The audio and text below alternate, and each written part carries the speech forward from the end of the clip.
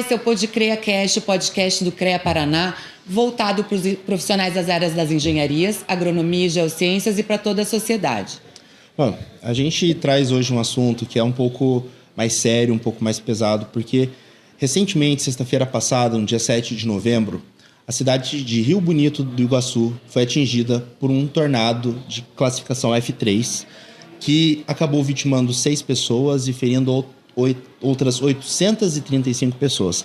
Além do risco das pessoas, as vítimas, as casas foram muito danificadas. Bom, para a gente entender melhor como que o CREA lidou com essa situação, a gente está aqui com o presidente do CREA Paraná, o engenheiro agrônomo Clodomir Ascari. Seja bem-vindo, presidente. E com o ouvidor do CREA Paraná, o engenheiro mecânico Edson Haluk. Muito bem-vindo. Agora, eu queria já começar com um assunto direto. O que o CREA fez nos primeiros momentos em que o tornado atingiu a cidade de Rio Bonito do Iguaçu? Muito bem. Desde o início, no primeiro momento que tomamos conhecimento da situação, a gente já entendeu de que essa missão era das nossas engenharias. Então, eu já mobilizei a parte administrativa do CREA para fazer toda aquela dispensa de cobranças das nossas RTs. Já conversei com o Edson, porque do Edson, ser meu assessor, mas ele é presidente do IBAC, Instituto Brasileiro de Avaliação e Perícia, e eles têm muita experiência nessa área. E também mobilizei toda a nossa equipe para que a gente já fizéssemos uma ação pontual. Então, fizemos todo um planejamento. O engenheiro Edson comandou a operação a nível estadual e tínhamos a Regina Detoni, uma engenheira excepcional, assim, ela fez um trabalho excepcional cuidando da operação, sendo responsável pela operação lá em Rio Bonito. Então, essa foi a primeira organização. E a gente deu prioridade para aqueles engenheiros que foram na missão do ano passado lá em Rio Grande do Sul. Porque as ações iniciais eram semelhantes àquelas, né? E também, para nossa grata surpresa, tivemos já no primeiro dia também engenheiros do Rio Grande do Sul que de imediato, sem que a gente convidasse, eles já se colocaram à disposição e já estavam em Rio Bonito no primeiro dia da ação, e colegas também de Santa Catarina. Então, essa ação do Sul Unida fez uma enorme diferença. O pessoal chegou lá já com uma estratégia, uma organização que já tinha sido usada no Rio Grande do Sul. Então, esse foi, para mim, um caso de sucesso, de organização. E aí eu passo para o Edson para falar a forma como foi trabalhado. Eu acompanhei desde o primeiro momento, e a parte muito bacana também que eu achei foi de que o governador, já nos primeiros momentos, no dia seguinte, chegou lá de helicóptero com o secretário das cidades, o Guto Silva, e chegaram lá, já viram que o caso era das engenharias. Ligaram para mim, eu atendi, eu estava já em deslocamento, estava em Curitiba ainda, indo para o aeroporto, e me pedindo ajuda. E eu falei, governador, nós já estamos com tudo planejado e estaremos aí em poucas horas. E no momento depois, no dia seguinte, pela manhã, nós tínhamos lá 20 engenheiros e já tudo organizado e já iniciamos o trabalho. Por isso que a operação ela foi rápida. Em poucos dias a gente já tinha tudo, os laudos prontos. E esses laudos, que a gente fala de laudo, mas por que desses laudos? Qual que era a ideia? Tudo que foi anunciado pelo governo federal, governo estadual, só pode ser viabilizado, esses recursos, esse dinheiro, qualquer benefício, só seria possível e será possível chegar a essas pessoas atingidas com esse laudo. É um laudo padrão da Defesa Civil do Estado, nacional, e nós, engenheiros, tínhamos que fazer, e cada um acompanhado de uma RT. A economia aí, o valor envolvido aí seria mais de R$200 mil, que de cara já foi num documento assinado no convênio, primeiro ato que fizemos com o prefeito, para não ter essa cobrança. E a partir daí, o Edson assume o comando da operação a nível do Estado e a Regina a nível local. E abrimos um grupo de voluntários. Em poucas horas, tínhamos mais de 300 voluntários. E aí, o Edson conta a história de como foi esse momento. Sabe, eu fiquei muito feliz, porque sabe, a forma com que a gente atendeu isso, e em menos de 3 dias tínhamos tudo isso resolvido sem deixar dúvida. E melhor, o Edson também vai falar para nós sobre isso, com uma extrema qualidade, sem nenhuma dúvida a ser questionada no momento aí futuro sobre as avaliações. Edson, diga lá.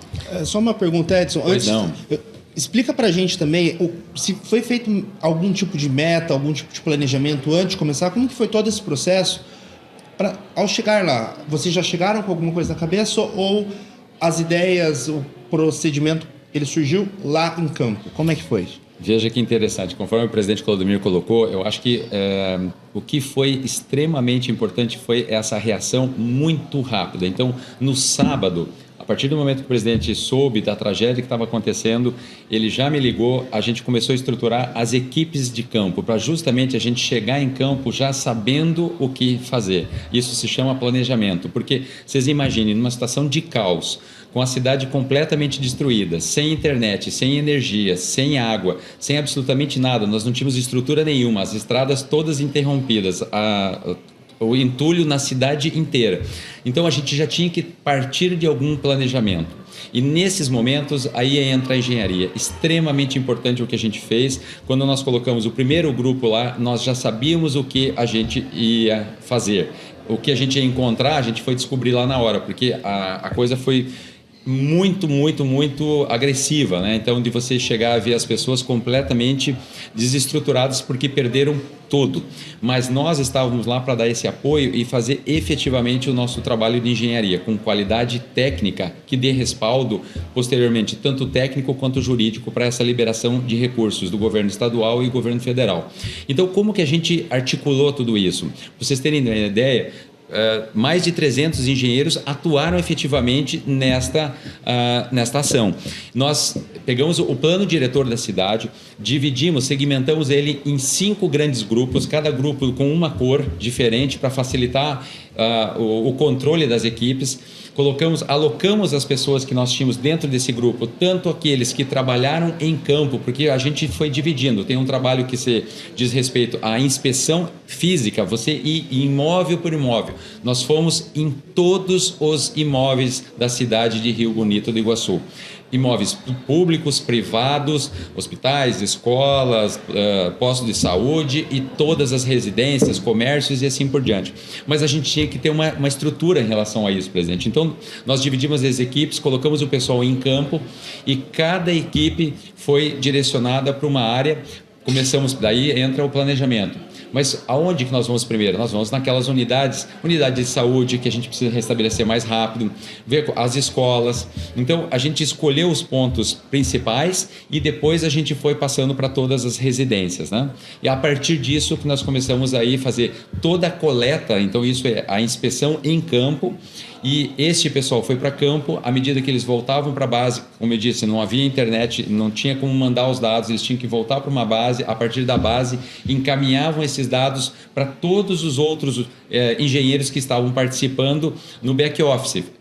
O que é esse participando? Eles foram começando a montar os laudos, fazer o preparo para você ter o laudo efetivo, com todas as imagens e aí com todos os relatos. A partir daí que a gente realmente conseguiu fazer, num período tão curto, aproximadamente 3 dias e meio, nós tínhamos toda a cidade laudada. Nossa, um trabalho em tempo recorde, imagino, né?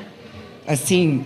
Olha, eu posso dizer para vocês, a cidade inteira. A gente não tinha ideia da dificuldade que era para fazer esse trabalho, mas nós conseguimos, com todas essas pessoas, com todo esse grupo imbuído realmente num propósito de ajudar e de resolver uma solução emergencial, nós conseguimos um tempo muito exíguo. Se vocês me perguntarem, mas qual é o tempo que você leva para fazer um laudo desse numa condição normal? Aproximadamente meio período, né? Alguma coisa em torno de 4 a 5 horas por imóvel. Nós conseguimos fazer em 3 dias, né? Nós conseguimos fazer a cidade toda. Eu acho que quando as pessoas se comovem, eu acho que também isso impulsiona, né, a fazer. Até a gente chegou aqui para o EPEC, né, para o nosso encontro das entidades de classe, e estávamos numa reunião com a nossa equipe do CREA, de funcionários, e o presidente foi contar, né, sobre como foi uma loucura, né, presidente? A gente não estava esperando e tudo, e o presidente foi contar. E o presidente se emocionou, né, presidente, ao contar. Então, eu queria saber um pouco sobre como que esse lado, né, do nosso emocional, como que fica esse emocional também, porque o senhor estava lá enquanto presidente do CREA, mas o Clodomir não fica em casa, né? Sim. Veja, até dá para contar um pouco do antes e um pouco do depois, até para já começar a falar assim de uma perspectiva de ânimo, né, diante do que a gente viu lá. Chegamos lá, assim, numa situação muito, assim, triste, né, as pessoas num olhar assim que você não via nenhuma perspectiva de nada. E realmente a gente não ficava emocionado. Você não tinha, os carros não conseguiam andar na rua, tinha que se deslocar muito a pé, não tinha água, comida, e aí fomos juntando tudo. Nós não tínhamos lugar para fazer a primeira reunião, acabamos desapropriando, né? O senhor lá do restaurante cedeu para nós fazer a primeira reunião do comando, e assim foi indo. Mas já no terceiro dia tínhamos água, luz, comércio já aberto, muitos, não poucos, já abertos, né? Então, se restabelecendo. Então, essa capacidade, né, a resiliência do povo, né, e o que eu percebia, né, foi o seguinte: na conversa com as pessoas lá, nenhum falou para mim, eu vou embora daqui. Todos, sem exceção, que eu conversei, o que vinham falar com a gente, diziam o seguinte: eu vou construir o meu comércio ainda melhor, vai ficar ainda melhor, maior, a minha casa vai ser melhor, eu vou voltar e vou fazer, e eu não tenho dúvida que daqui 6 meses, depende, né? O que for uma reforma com menos tempo, mas uma reconstrução, que é a demolição total e fazer tudo isso de novo, vai demorar um pouco mais. Mas que vai voltar a ser uma cidade novamente estruturada, organizada, enfim.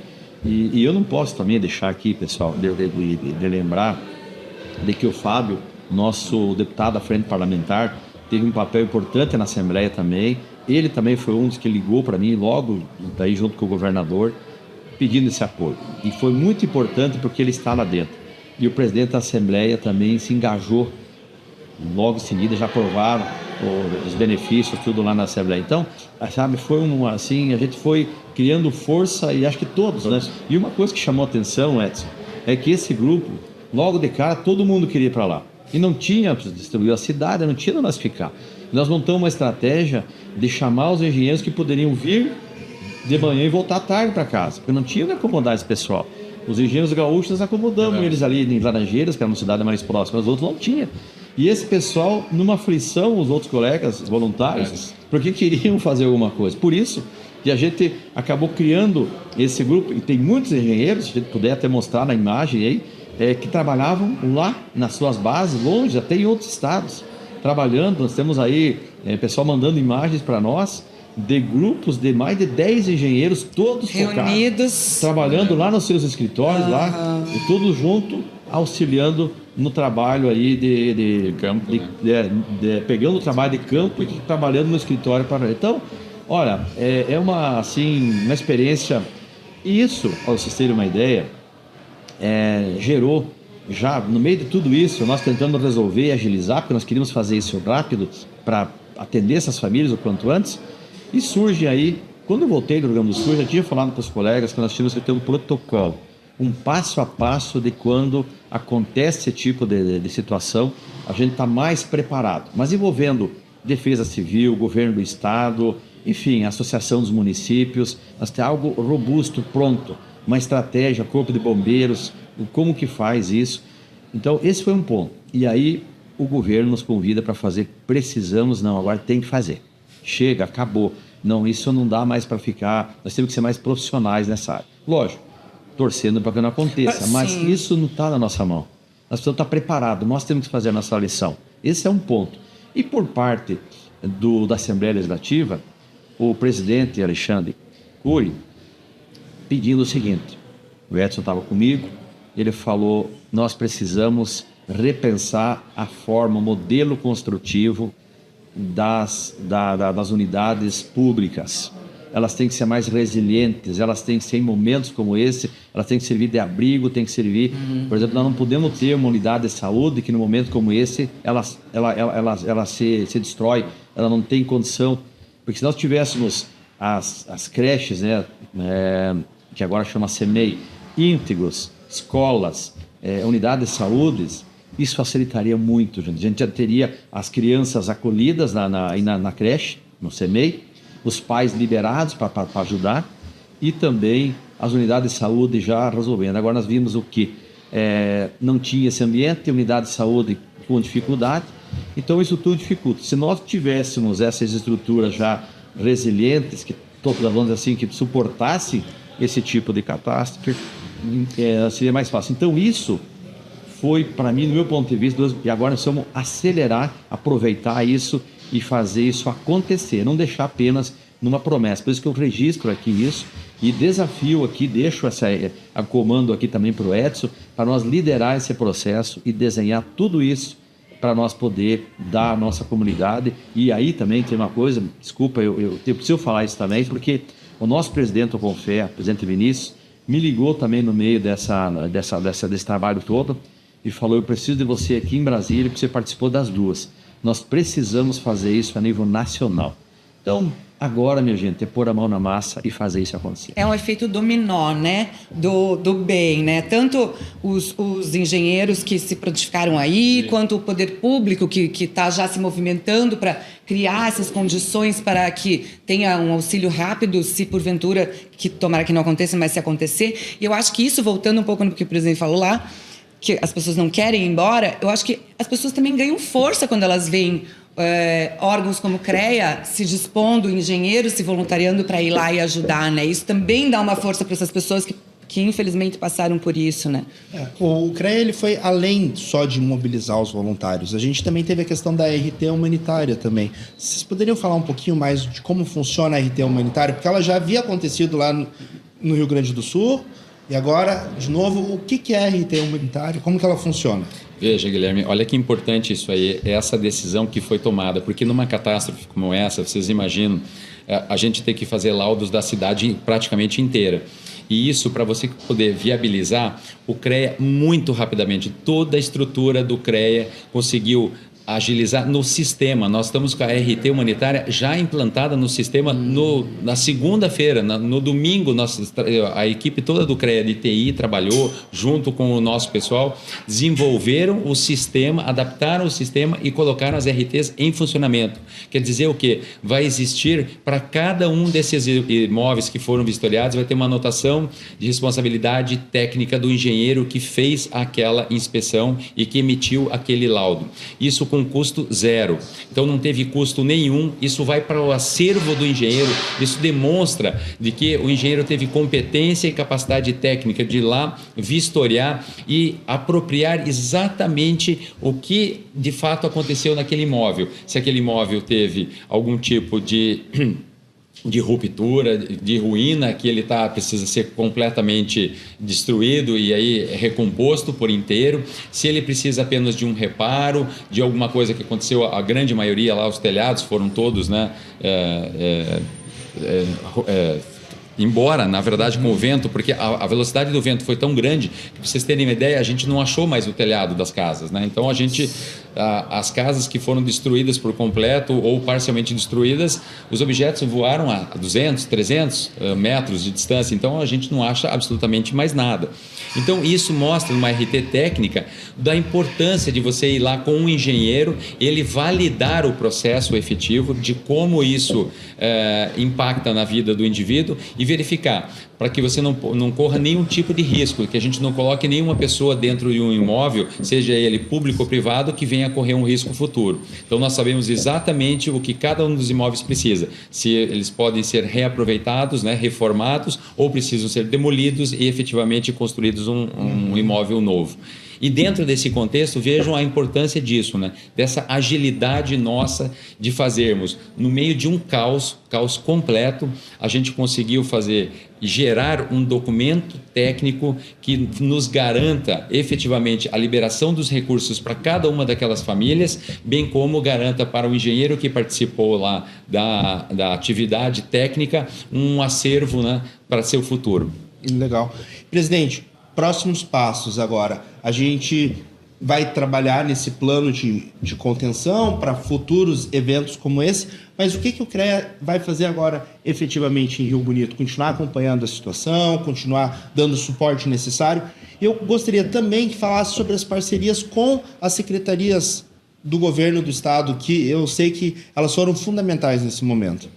Bem, Guilherme, o trabalho não parou ainda. Que veja, nós já temos agora eu já fiz uma conversa, inclusive encontrei essa semana com o Guto Silva e com o Márcio Nunes lá. Terminamos os levantamentos e os laudos na cidade. Agora, nós iniciamos o trabalho no interior, que por enquanto a informação que temos, foi uma faixa ali do interior, da zona rural, de umas 250 a 300 propriedades. Então, nós estamos com a equipe de cartografia na segunda-feira, em sequência aqui. Teremos 10 veículos do CREA com os seus fiscais, juntamente com a equipe do IDR, porque o trabalho no campo ele é um pouquinho mais lento, porque as propriedades são longe, a área lá é grande no rural. Difícil acesso também. O acesso, pelo que eu acompanhei as áreas, até não está tão comprometido, porque teve bastante vento, mas não teve muita chuva. Então não houve muito dano nas estradas, mas lógico, já é por natureza, né? A zona rural já é uma Às vezes tem mais difícil acesso, né? já é mais difícil e tal, mas enfim, nós vamos ter uma dimensão melhor na sequência, mas agora entramos nessa área, que então com a área da agronomia, florestal, enfim, ambiental, e os engenheiros civis também, todas as modalidades. A gente junto trabalhamos sempre dessa maneira, mas vamos lá para resolver, e outras demandas, certamente, Guilherme e Ana, vão aparecer, e a gente vai estar acompanhando até o fim. E as parcerias, nós temos convênio com o governo do Estado, com a Alep, com o Tribunal de Contas do Estado, que também, em seguida, logo que aconteceu, mandaram também uma mensagem, o que o TCE pode fazer. E eu já deixei e falei, olha, nesse momento, pelo que eu percebo, é de vir alguém do Tribunal de Contas aqui, junto com a parte administrativa, com o pessoal da licitação, para que no momento como esse, eles não comentam alguma falha e vá ter problemas depois da prestação de contas. No outro dia, já tinha um representante do Tribunal de Contas do Estado junto lá, orientando com clareza para que não acontecesse. Então, nós estamos fazendo algo além da engenharia. Como que o Edson também, além de engenheiro mecânico, é advogado, tem essa experiência do IBAP. Eu fiquei 8 anos numa prefeitura. A gente tem uma boa noção do que é isso. E os colegas que se juntaram também, né? A gente não pode desprezar ninguém. Né? A Regina, a nossa engenheira Regina, com toda a experiência dela, ela é uma pessoa assim que ela, sabe, ela tem a gente percebe nela que no momento como essa ela cresce. Parece que ela vira um gigante. Ela é miudinha, né? Mas ela vira um gigante quando aparece. É impressionante a capacidade e a competência que ela tem e o orgulho que ela tem de ser engenheira. Ela enfrenta e ela conhece, né? Ela vai muito precisa, dá muita segurança para nós. Pode dizer que ela é uma especialista. Ela esteve no Rio Grande do Sul no ano passado. Em outras missões pelo mundo. Isso, muitas missões várias no mundo. Então, ela é uma referência para mim. E por isso que eu dei a ela essa função. Falei, Regina, aqui é você. E não podemos, imagina os gaúchos com a experiência que vieram, que tinham as pessoas que ficaram meses lá nessa missão. O colega Jackson lá de Santa Catarina, né? O Matheus coordenando a equipe do Rio Grande do Sul e o Jackson.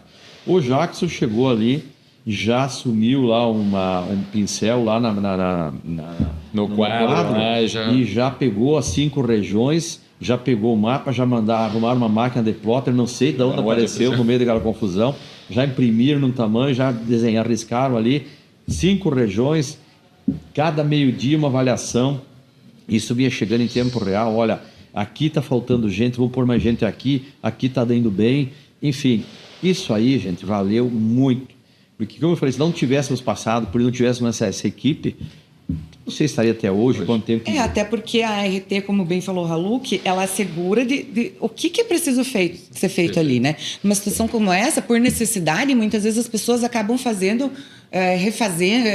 reformando ou tentando fazer alguma coisa ali para salvar alguma coisa, né? E daí a segurança é comprometida, mas, né? Veja, essa, Ana, era uma das primeiras preocupações nossas. Nós conversamos, isso tudo fez parte do planejamento. Primeiro, nós tínhamos que ir nos locais e olhar se não tinha comprometimento das estruturas, não tinha, vamos lá, termotécnico, patologias, e, enfim, alguma estrutura danificada que colocasse em risco aquela família, os familiares que vinham lá retirar, o pessoal do comércio, tinha muita mercadoria ali para ainda ser retirada. E a gente percebia que tinha risco, então teve uma situação do pessoal a interlocalizar o engenheiro da obra, porque era de uma cidade próxima, ele veio e já organizar um escoramento daquela estrutura para não ter perigo de colapsar e pegar ainda para a tragédia aumentar. Também teve isso em mais de um lugar, né, nas casas. Então esse pessoal entrava apenas com a liberação das nossas engenharias. E aí as pessoas iam com segurança, entravam lá, retiravam, começavam a colocar uma lona, uma telha, conforme iam recebendo.